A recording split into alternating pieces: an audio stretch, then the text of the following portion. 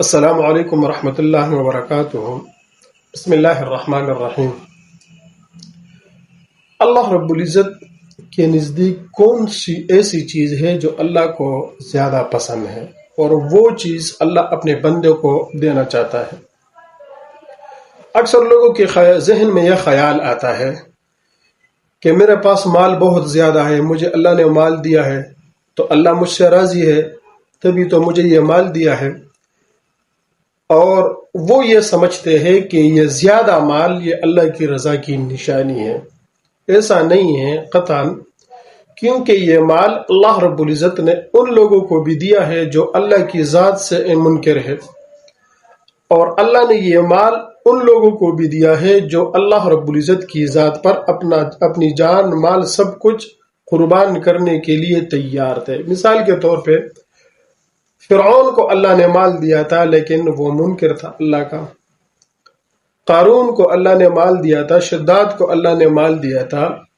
اسی طرح بہت سے لوگ ہیں ان کو اللہ نے مال دیا تھا لیکن وہ گمراہ تھے، اللہ ان سے راضی نہیں تھا۔ دوسری طرف بہت سے لوگ ایسے بھی ہیں کہ ان کو اللہ نے مال دیا تھا لیکن اللہ ان سے راضی تھا۔ حضرت سلیمان علیہ السلام کو دیکھ لیں، اللہ رب العزت نے ان کو مال بھی دیا، بادشاہت بھی دی، فقاہت بھی دی۔ اسی طرح حضرت عثمان غنی رضی اللہ عنہ کو اللہ نے کتنا مال دیا تھا اور اللہ اس سے راضی بھی تھا۔ اسی طرح صحابہ میں سب سے زیادہ مالدار حضرت عبد الرحمن ابن عوف رضی اللہ عنہ سب سے زیادہ مالدار صحابی تھے، مال بھی دیا تھا اور اللہ بھی راضی تھا۔ تو یہ مال کا زیادہ ہونا اور کم ہونا اس کا کوئی تعلق نہیں ہے اللہ کی رضا کے ساتھ، کہ ایک انسان سے اللہ راضی ہے تو اس کو زیادہ مال ملے گا، ایک انسان سے اللہ ناراض ہے تو اس کو اللہ کم مال دے گا۔ پھر تو یہ جتنے بھی غریب لوگ ہیں مالی لحاظ کے ساتھ وہ کمزور ہے، پھر تو ان سے اللہ ناراض ہے۔ تو ایسی بات نہیں ہے، یہ قطعاً یہ سوچ بھی غلط ہے، یہ فکر بھی غلط ہے اور یہ بات بھی غلط ہے، کیونکہ ان لوگوں کے متعلق اللہ خود قرآن میں فرماتا ہے کہ جب آپ ان لوگوں کے پاس جاؤ گے اور ان سے پوچھو گے کہ آپ کی زندگی کیسے گزر رہی ہے تو یہ لوگ آپ کو جواب میں کہے گا کہ ہمارے اوپر تو اللہ کا بہت بڑا کرم ہے، ہم بہت اچھی زندگی گزار رہے۔ حالانکہ جب آپ ان کا حال پوچھو گے کہ آپ نے اس دن میں کتنی نمازیں پڑھی تو اس نے اس دن میں کوئی نماز بھی نہیں پڑھی ہوگی، نہ ذکر کی ہوگی، نہ قرآن کی تلاوت کی ہوگی، کوئی ایک ایسا عمل نہیں کیا ہوگا جو اس کے لیے باعث رحمت بن جائے، لیکن وہ زیادہ مال کو اللہ کی رحمت سمجھتے ہیں۔ پھر اگلی آیات میں اللہ فرماتا ہے کہ جب ان سے مال چلا جائے اور ہم ان سے مال لے لیں اور پھر آپ ان سے پوچھیں کہ آپ کی زندگی کیسے گزر رہی ہے تو یہ لوگ آپ کو جواب میں کہیں گے کہ بس گلے شکوے شروع کر دیں گے۔ تو ان کی سوچ یہی ہوتی ہے کہ اگر ہمیں مال مل رہا ہے تو ہم سے اللہ راضی ہے، مال نہیں مل رہا تو اللہ ناراض ہے۔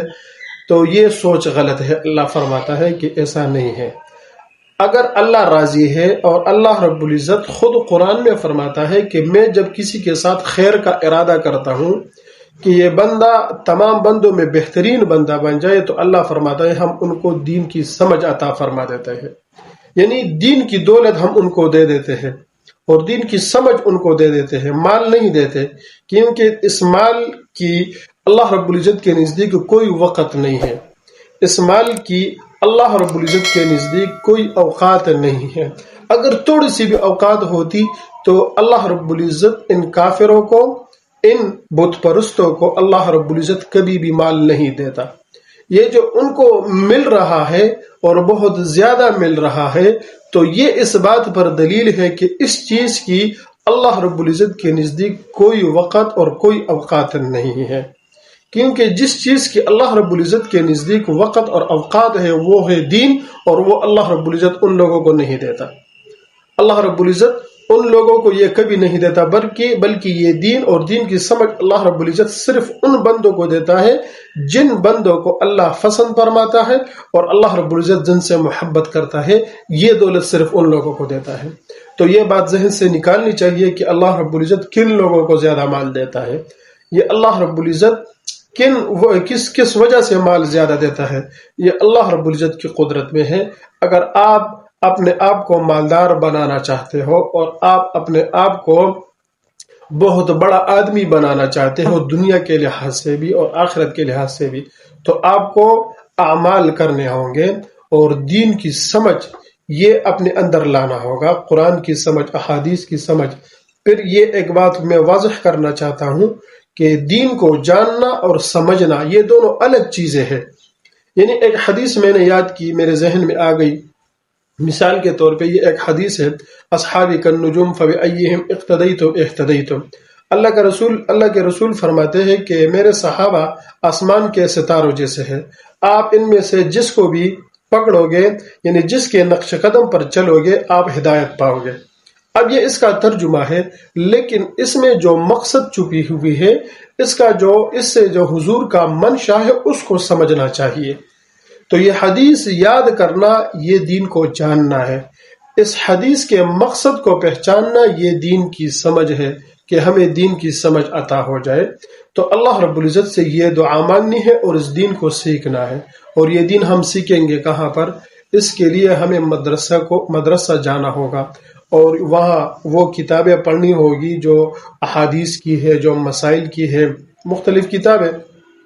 تو مطلب بات کی یہ ہوئی، خلاصہ یہ ہوا کہ زیادہ مال ملنا یہ اللہ کی رضا کی نشانی نہیں ہے، اور جن لوگوں کو اللہ مال دیتا ہے اور وہ یہ سمجھتے ہیں کہ ہم سے اللہ راضی ہے اور اس وجہ سے وہ اعمال نہیں کرتے، تو وہ لوگ دھوکے میں ہیں، کیونکہ اللہ رب العزت قرآن میں خود فرماتا ہے دنیا کے متعلق، وَمَا الْحَيَاةُ الدُّنْيَا إِلَّا مَتَاعُ الْغُرُورِ، یعنی دنیا کا یہ مال، یہ سب کچھ، دنیا کا جتنا بھی سامان ہے، اللہ فرماتے ہیں یہ دھوکا ہے، یہ سب کچھ دھوکا ہے۔